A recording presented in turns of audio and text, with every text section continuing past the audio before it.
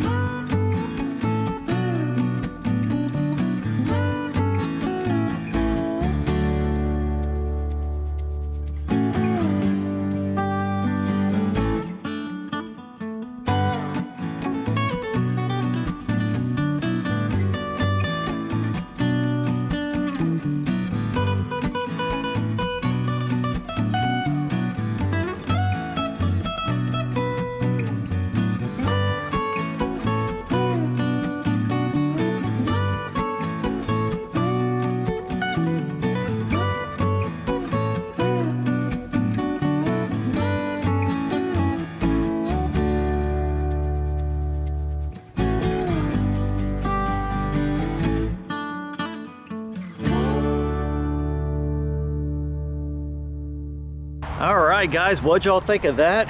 It was a ton of time lapse. I didn't want to be on camera throughout the build because I was feeling like garbage. And shout out to that one person that was complaining about me saying I was sick. So anyways, I told the crew, I said, I appreciate everything they've done for us. Check this out, guys. Everything they've done for us. It's been a very busy week. I'm sure it's been stressful on them as much as it is for us. But overall, we got everything done. What do you think? Yeah, I mean, it looks good. They got this burnt down smooth, and that way, if he decides he wants to seal it, he can, if he likes the look of it. If not, he can always put a floor covering on there. And I want to give a special shout out. It is Rocking H Construction out of Alice, Texas. Right. It was funny because we were looking through the comments. There's people around the area that said they want to use them now. One of the relatives, a sister of the guy that was driving the excavator, had watched the video as well. And then the supervisor said they've been watching the videos as I've been posting them. So I want to give them a special shout out. They stayed out here till 9:30 last night on their hands and knees, just buffing everything out and make sure everything was in tip-top shape before they left. And they went above and beyond. And overall, I'm very pleased with the way everything came out. Yeah, I think they did a good job, and like I said, the foundation itself, they put in 24-inch beams.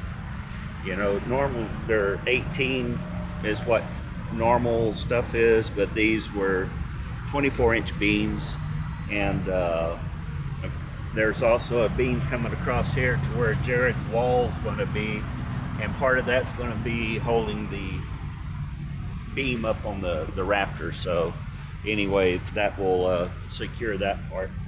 But yes, they put big heavy duty beams all the way around. We have a 10 by 12 back patio and a 10 by 10 front porch for Jared. So we gonna have to figure out how he wants his layout on the inside, and we'll go from there. All right, guys, so we wanted to touch base on another thing on the back patio. We did have them pour, I guess, what's called footings. Yes, they're down here. They're 24-inch footings for the post to be anchored to. Yeah, so it'll be, something we can anchor to for the post when we actually build the back patio for more Same structure. thing on the front porch. They have the beams or the footers already there. Yeah, and then we also went and picked up some of these little anchors down here. The J-bolts or anchor bolts. We have them all the way across. It's kind of hard to see. What I'm going to do is I'm probably going to have just quick clips of everything and just insert it while we're talking. But yeah, the little J-bolts, I think they were 10-inch, and then they put them every 3 feet and did that basically all the way around the outside of the house. And then once we get the outside structure built and we're starting to work on the inside walls, Dad has a tool that we can go in and drill down drill and in more anchors, bolt the inside the walls plates down and stuff.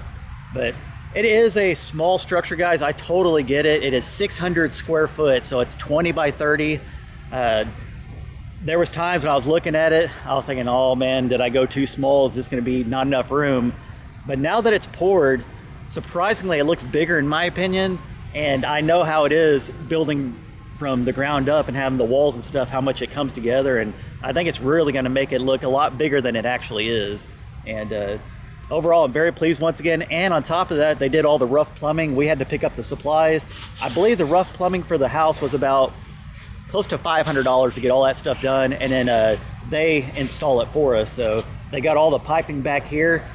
You can see, well, actually, let me flip it around and I'll have Dad explain the whole setup on the bathroom. Just give me 1 second here. Over here, we have the kitchen sink, which is going to be up inside the drain's going to be inside the wall. So we'll just have a P-trap going straight into the wall. Won't be anything on the base of the cabinet. And then over here, we have our toilet. And then that's the vent for everything's going to go up through the roof. I'll spend a lot of time on that toilet, won't I? Yeah, probably, knowing you. And then this is for the shower tub. Over here, that's where the P-trap is. This over here is going to be the washing machine drain.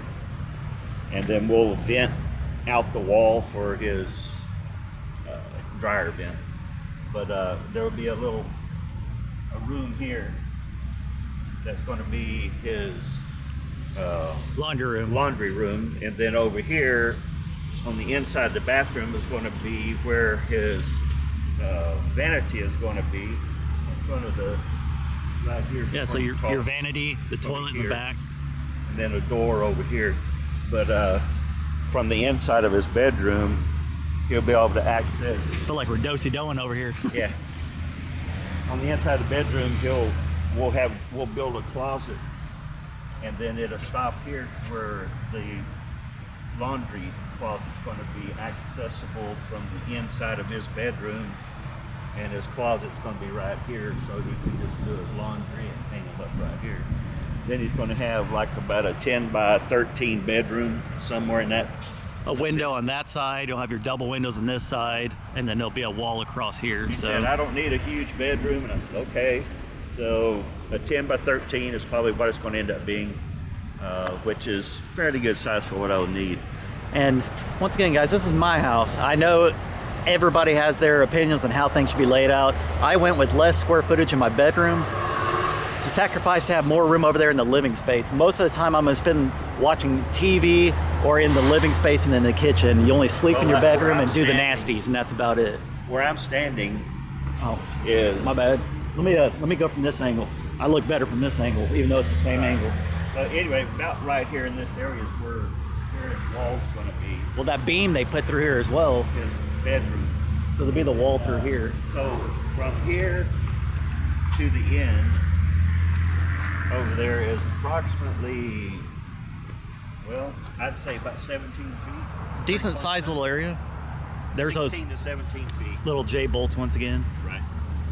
We didn't have it put in here because it was in the middle of this thing, and I'm gonna. That's right where the door's gonna go too. I think somewhere in there. So what we're gonna do is when we lay our plate down, I'm just gonna drill and put an anchor in. Let's show the people the drip that they did. Well, in case some people don't really understand what that is. It's just your porch is lower. It leaves you a little bit 2-inch drip. Yeah. That way, if any water gets up here, nothing's going to get inside the house. You know, if you're hosing off your patio or something, it won't get inside. Yeah, it'll hit up here and go back. We have about a 1-inch drop in this 10 feet, so it will drain off good.